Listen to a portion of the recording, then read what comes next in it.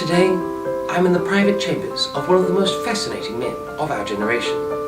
Not only has he found a way to move people through time, he's also managed to turn it into a rather profitable business.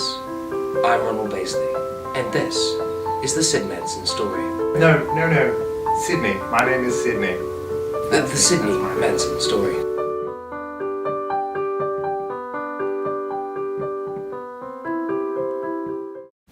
Sydney, welcome. Thank you. Now tell us, Sydney, is it true that you've found a way to move people through time, and that you've coined the term time fabricator? Yes. It's a little misleading though. I don't actually create time. No, that's impossible. No, see, what I do is I work with the fabric of time. It's like this cup of tea here. You see, the tea is like our collective past, and we're sitting up here in the present, and the only way they interact is that our old present just sort of drops through all the time, you know. And what I do is I just reach on in there, and I grab a person right out of the past. And then they can't stay very long, unfortunately, and eventually they just drop right back into place. Right, so you just reach into the past, grab someone, and yank them out? No, don't be ridiculous. No, what I do is I use a lure attached to a string, and I just throw it into the past, and then when the person on that side grabs it, because it's something attractive to them, you know, they just grab it, and then I just yank them back through.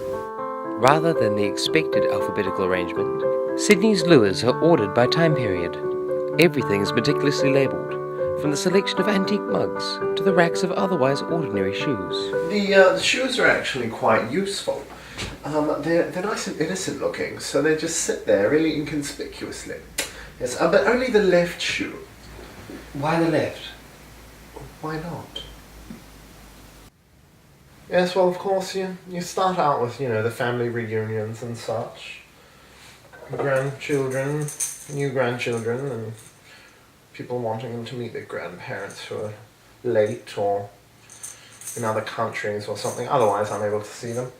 And moved on to 12-step programs. This is usually one I use for grandchildren. I've used this one as well, but little Jimmy was a little rough last time, so yes, poor old Godzilla. Yes, he's just a little dented. Yes, but 12-step programs, that's been a popular one, you know, people wanting to make amends for teasing or, you know, murder, but there's just no return business in that, you know. So I decided I really did need to branch out. And branch out he has. Sydney now offers his visitors a selection of encounters tailored to suit the more common requests. That is very important. Yes. Oh yes, so this man here has chosen the Punish the Past package. He will be walloping Mr. Adolf Hitler in the balls today. Quite a popular choice, actually. I want to kick Hitler in the nuts. I want to kick Hitler in the nuts. I want to punch Hitler in the dick. It's no wonder Mr. Hitler hasn't had any children. This is quite a regular occurrence for him. But I actually don't want you to film me doing this. So if you could just get you to step back a little bit.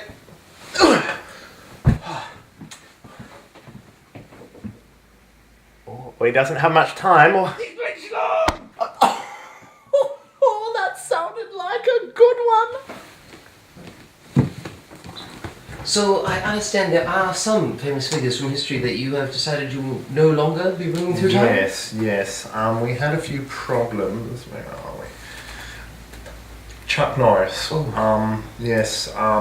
Bruce Lee. Someone thought they might actually be faster than him. Not really. Clearly, Yes, yes. it was not working. So we have a couple on our no bring back list. Right, and Short list, but. what was the reason behind the rooms being blue? Oh, blue, yes. Well, it's a calming colour. We did try with the red early on. As you can imagine, the connotations. You know, The red, yes. Yes. So yes, yes, that's the blue. While Sydney started this enterprise with noble intentions, it does seem this technology is now being used for morally questionable and surprisingly petty purposes. It was time to sit Sydney down and ask him the hard questions. So Sydney, Don't you feel that you're breaching the boundaries of good ethics? That you are effectively promoting the use of violence? Don't you ever feel bad for encouraging that kind of behaviour? Well, if you look at it that way, then you're missing all the positives that I provide people. I mean, that's just one service. So you don't feel that you are in fact encouraging the use of violence? No. Well, yes, but that desire to lash out's already there, isn't it? I mean, it's far better that they do it on someone who's in the past, where it's already happened, rather than someone they're going to see every day. Besides, if they really feel that bad about it, they can just come in and beat themselves up over it.